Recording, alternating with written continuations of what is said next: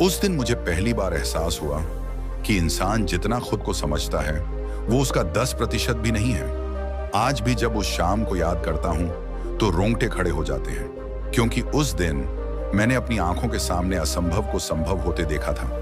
ना कोई नशा, ना कोई मेडिटेशन टेक्निक, ना कोई मोटिवेशनल वीडियो, बस ब्रह्मचर्य और एक ऐसा एक्सपीरियंस जिसने मेरी जिंदगी की परिभाषा बदल दी। अगर आप इस वीडियो को अंत तक देखोगे तो मैं गारंटी देता हूं आप भी खुद से पूछोगे, क्या मैं भी ऐसा बन सकता हूं? इंट्रो। सच्ची घटना की शुरुआत। दोस्तों, एक शाम थी, बिल्कुल आम सी शाम। मैं और मेरे कुछ दोस्त हमेशा की तरह रनिंग के लिए निकले थे। कोई खास प्लान नहीं, कोई रिकॉर्ड तोड़ने का इरादा नहीं, बस रोज की आदत। लेकिन उस दिन कुछ ऐसा हुआ जिसकी मैंने कभी कल्पना भी नहीं की थी। दी एक्सपीरियंस, फ्लो स्टेट की एंट्री। दौड़ते दौड़ते अचानक कुछ बदला। शुरुआत में समझ नहीं आया कि क्या बदल रहा है, बस इतना महसूस हुआ कि शरीर तो आगे बढ़ रहा है, लेकिन मैं उस शरीर के साथ नहीं था। ऐसा लगा जैसे मैं दौड़ नहीं रहा हूं, बल्कि मुझसे दौड़ हो रही है। मेरे पैर जमीन को छू रहे थे, पर उस टच में कोई वजन नहीं था, कोई झटका नहीं, कोई थकान नहीं। हर स्टेप ऐसा लग रहा था जैसे कोई अदृश्य ताकत मुझे आगे की तरफ खींच रही हो। सांस तेज थी पर घबराहट नहीं थी। दिल तेज धड़क रहा था पर बेचैनी नहीं थी। दिमाग में एक भी फालतू ख्याल नहीं, ना कल की चिंता, ना कल का डर, ना आगे का प्लान, बस अभी। और उसी अभी के बीच मुझे सामने दूर एक हल्की सी रोशनी दिखाई दी। वो रोशनी ना बहुत तेज थी, ना चुभने वाली, बस इतनी कि नजर उस पर टिक जाए, जैसे अंधेरे में कोई रास्ता दिख गया हो। और हैरानी की बात यह थी कि मैंने यह तय नहीं किया कि मुझे उस रोशनी की तरफ जाना है, फिर भी मेरी बॉडी अपने आप उसी दिशा में बढ़ती चली जा रही थी। सोचने का टाइम नहीं था, डिसीजन लेने का मौका नहीं था, जैसे दिमाग ने स्टीयरिंग छोड़ दी हो और कंट्रोल किसी और ने संभाल लिया हो। उस पल ऐसा लग रहा था जैसे शरीर हवा में तैर रहा हो, जैसे ग्रेविटी ने मेरे लिए काम करना बंद कर दिया हो। हर कदम हल्का, हर मूवमेंट स्मूथ, कोई रुकावट नहीं, कोई संघर्ष नहीं।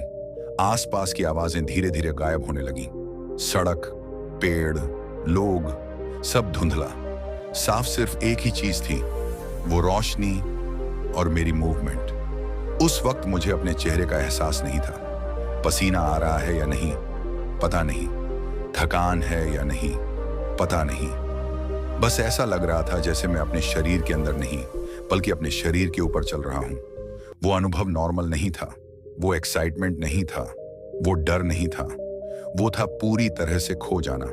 आज भी जब उस पल को याद करता हूं तो लगता है जैसे इंसान की असली लिमिट उसका शरीर नहीं, उसका दिमाग होता है। और उस दिन किसी तरह मेरा दिमाग अपनी लिमिट से बाहर चला गया था। Different dimension feeling. जब दुनिया गायब हो गई, उस वक्त दिमाग में ना थकान थी, ना दर्द था, ना समय का कोई एहसास, ना यह समझ कि मैं कितनी देर से दौड़ रहा हूं, ना यह कि कितना आगे निकल चुका हूं। आसपास की दुनिया जैसे धीरे धीरे बंद होती जा रही थी। आवाजें गायब हो रही थी। सड़क, पेड़, लाइट, लोग, सब धुंधले पड़ चुके थे। बस एक ही चीज बची थी, मूवमेंट। हर कदम अपने आप उठ रहा था, हर कदम अपने आप गिर रहा था। कोई जबरदस्ती नहीं, कोई कोशिश नहीं। ऐसा लग रहा था जैसे मैं किसी और ही डायमेंशन में चला गया हूं, जहां न सोच है, न डर है, न थकान है।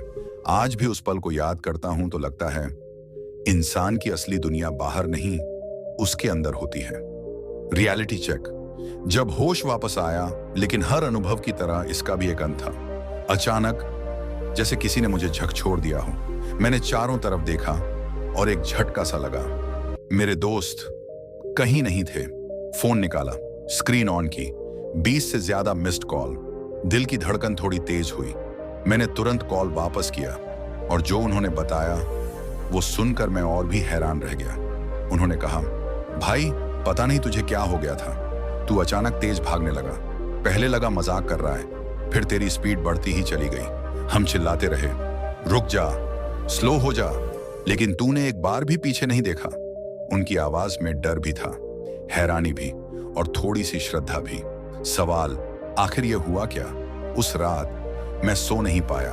आंखें बंद करता तो वही रास्ता दिखता, वही दौड़, वही हल्कापन। दिमाग में बस एक ही सवाल घूम रहा था, आखिर मेरे साथ हुआ क्या? मैं कोई साधु नहीं था, ना कोई योगी, ना कोई प्रोफेशनल एथलीट। फिर ऐसा कैसे? यहीं से शुरू हुई मेरी खोज। रिसर्च, साइंस से स्पिरिचुअलिटी तक मैंने पढ़ना शुरू किया। साइंस, न्यूरोसाइंस, स्पोर्ट्स साइकोलॉजी, योग, अध्यात्म, और धीरे धीरे सारी चीजें जुड़ने लगी। तब जाकर मुझे जवाब मिला, फ्लो स्टेट, असली रहस्य। दोस्तों, उस दिन मैं जिस अवस्था में गया था उसे कहते हैं फ्लो स्टेट। एक ऐसी अवस्था जहां इंसान अपने दिमाग की लिमिट से बाहर चला जाता है, जहां सोच अपने आप बंद हो जाती है, ओवर थिंकिंग गायब हो जाती है, बॉडी खुद कंट्रोल ले लेती है, एक्शन इतना परफेक्ट हो जाता है कि गलती की गुंजाइश नहीं बचती। साइंस एक्सप्लेनेशन, आसान भाषा में, फ्लो स्टेट में दिमाग का वो हिस्सा जो डर, शक और नेगेटिव सोच पैदा करता है, धीमा पड़ जाता है और फोकस 100% प्रेजेंट मोमेंट में चला जाता है। इसीलिए समय कभी बहुत तेज लगता है, कभी बहुत स्लो परफॉर्मेंस पीक पर पहुंच जाती है। इसीलिए फुटबॉल प्लेयर को सिर्फ गोल दिखता है, बल्लेबाज को सिर्फ गैप दिखता है, स्टूडेंट को पता नहीं चलता कब शाम से रात हो गई। स्वामी विवेकानंदा एग्जाम्पल। कॉन्शियसनेस की ऊंचाई इतिहास ऐसे उदाहरणों से भरा पड़ा है। स्वामी विवेकानंद जी जब ध्यान में बैठते थे, मच्छर पूरे शरीर को काट लेते थे, खून तक निकल आता था, पर उन्हें कुछ भी महसूस नहीं होता था। क्यों? क्योंकि उनकी कॉन्शियसनेस बॉडी से ऊपर उठ चुकी थी। ब्रह्मचर्य कनेक्शन, असली ताकत। अब सवाल, हर कोई फ्लो स्टेट में क्यों नहीं जाता?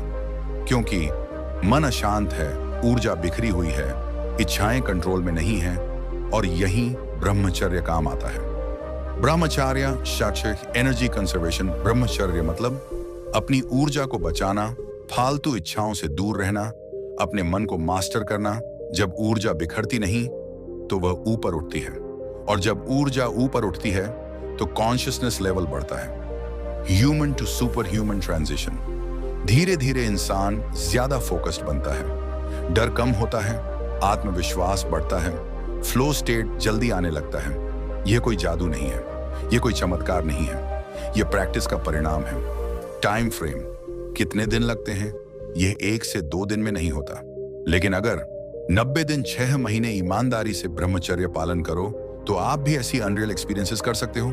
स्मॉल डिफीट्स जो आपको हार दिलाती हैं, पर सबसे बड़ी समस्या, आप कहते हो कल से जल्दी उठूंगा, आज एक्सरसाइज करूंगा, अब गंदी चीजें नहीं देखूंगा, और फिर भी करते हो। यही छोटी छोटी हार आपको 99% की भीड़ में रखती है। Commitment power.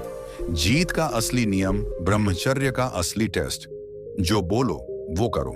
चाहे 10 दिन, 30 दिन, 60 दिन, 6 महीने खुद से किया गया संकल्प कभी मत तोड़ो। 99% वर्सेस 1%। अंतिम सत्य इस दुनिया में 99% लोग रोज हारते हैं, 1% लोग रोज जीतते हैं। फर्क सिर्फ इतना है, 1% लोग खुद से झूठ नहीं बोलते। Message for youth. आखिरी बात, अगर आप अलग बनना चाहते हो, स्ट्रॉन्ग माइंड चाहते हो, रिस्पेक्ट चाहते हो, कंट्रोल चाहते हो, तो याद रखना, ब्रह्मचर्य सिर्फ साधना नहीं, स्ट्रैटेजी है। Call to action. दोस्तों, अब जरा ईमानदारी से खुद से एक सवाल पूछो, क्या तुम सच में वही जिंदगी जीना चाहते हो जो 99% लोग जी रहे हैं? सुबह उठो, फोन उठाओ, स्क्रॉल करो, इच्छाओं के पीछे भागो और रात को थक कर सो जाओ बिना कुछ जीते। अगर जवाब नहीं है तो आज का दिन तुम्हारी जिंदगी का टर्निंग पॉइंट हो सकता है। लेकिन याद रखना, बदलाव वीडियो देखने से नहीं आता। बदलाव तब आता है जब आदमी खुद से किया हुआ वादा निभाता है।